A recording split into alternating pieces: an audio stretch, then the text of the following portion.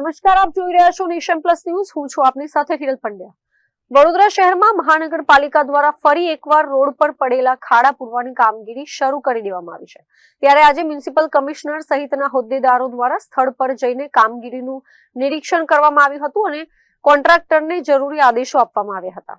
વડોદરા મહાનગરપાલિકા દ્વારા શહેરમાં ચાલી રહેલા રોડ રસ્તાના કામોની ગુણવત્તા ચકાસવા માટે પાલિકાના પદાધિકારીઓ અને ઉચ્ચ અધિકારીઓ રોડ પર ઉતર્યા હતા.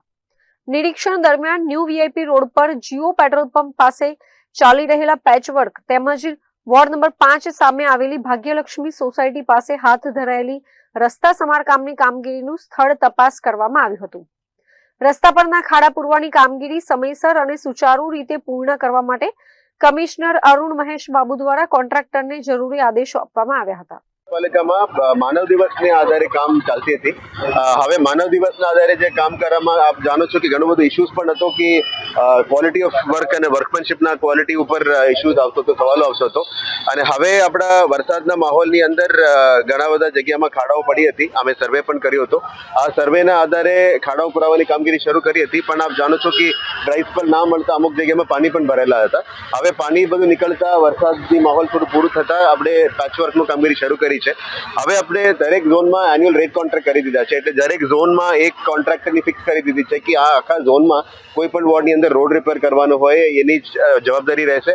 કારણ કે ક્વોલિટી પણ ફિક્સ કરવામાં આવશે અને જવાબદારી પણ ફિક્સ કરવામાં આવશે. કોઈ પણ કોન્ટ્રાક્ટની અંદર બેદરકારી ના કરે એના ઉપર કામગીરી કરવાનું છે. હવે માનવ દિવસનું જે ક્વોલિટી છે એ હવે ઘણું સુધરી જશે અને આપ જોઈ શકો છો કે ફૂલ ડેપ્થ રેસ્ટોરેશન આપણે કરવા માટે કટિંગ કરીને પેચવર્ક કરવાની પદ્ધતિ શરૂ કરી છે. પહેલા ઉપર બ્રશિંગ મારતા હતા એટલે વારંવાર ખાડો પડતી હતી. હવે પણ આ પણ સિસ્ટમ શરૂ કરી છે. ફૂલ પ્રૂફ હજી થવામાં હજી વાર લાગશે, પણ આ ફૂલ પ્રૂફ સિસ્ટમ કરવા માટે અમે મહેનત કરી રહ્યા છીએ. આ એફડીઆર પદ્ધતિ શરૂ કરી છે. હવે ધીરે ધીરે આખું વર્ષ માટે જે એઆરસી કોન્ટ્રાક્ટ આપી છે એનાથી કામગીરી શરૂ કરવાનું નક્કી કર્યું છે. ગયા લગભગ 2 અઠવાડિયા પહેલા અમે નોર્થ ઝોન અને સાઉથ ઝોનની વિઝિટ કરી હતી. આજે ઈસ્ટ ઝોન અને વેસ્ટ ઝોનની પણ વિઝિટ કરવાના છે. આશા રાખીએ કે જ્યારે ડ્રાય સ્પેલ શરૂ થઈ જાય અને વરસાદની માહોલ ના હોય અને પાણી ના ભરેલા હોય તો આવા પેચવર્કની કામગીરી કરવામાં આપણે મદદ થશે. અને હવેથી રેસ્પોન્સિબિલિટી પણ ફિક્સ કરવાનું રહેશે.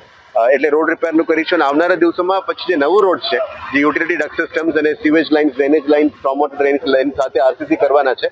એના માટે અમે ફ્રેશ કામગીરી અને સર્વે અત્યારે શરૂ કરી દીધી છે. અમુક વિસ્તારમાં જે ઓજી વિસ્તાર છે મોટા ભાગમાં અને નોર્થ, સાઉથ અને વેસ્ટ ઈસ્ટ ઝોનમાં પણ જે વિસ્તારોમાં ખરેખર સિસ્ટમ્સ નથી ત્યાં આરસીસી રોડ કરવા માટે મહેનત કરીશું. કારણ કે ડામર રોડ તોડીને આરસીસી બનાવવાની કંઈ there is no meaning in that. એટલે જ્યાં ડક્ટ યુટિલિટી સિસ્ટમ્સ નથી આપણે ફ્રેશ કરીશું અને અમુક રજૂઆતો વારંવાર આવતા જગ્યામાં અમે આરસીસી રોડ ઉપર જવાના છે. પણ આજે અત્યારે પેચવર્ક અને રોડ રિપેરની કામગીરી ચાલે છે અને ફિલ્ડ વિઝિટમાં એ જોવા માટે આવ્યા છે. અમે એટલું જ રિક્વેસ્ટ કરીએ છીએ કે વડોદરાની જનતા થોડું આમાં સપોર્ટ આપે અને પેશન્સ રાખે અને લગભગ મહિનાની અંદર આ કામગીરી પૂરું કરવાનો અમે પ્રયત્ન કરીશું. એફડીઆર પદ્ધતિની શું ખાસિયત છે? એફડીઆર પદ્ધતિમાં શું છે, આ બેઝિકલી ફૂલ ડેપ્થ રેસ્ટોરેશન છે. એટલે કટિંગ કરવું પડે. માની લો આપ સ્ક્રેપિંગ કરીને ત્યાંના ગાડા છે સાફ કરીને કટિંગ કરીને માર્કિંગ કરીને કરવું પડે અને પછી રોડ લેવલમાં જે કરવામાં આવશે.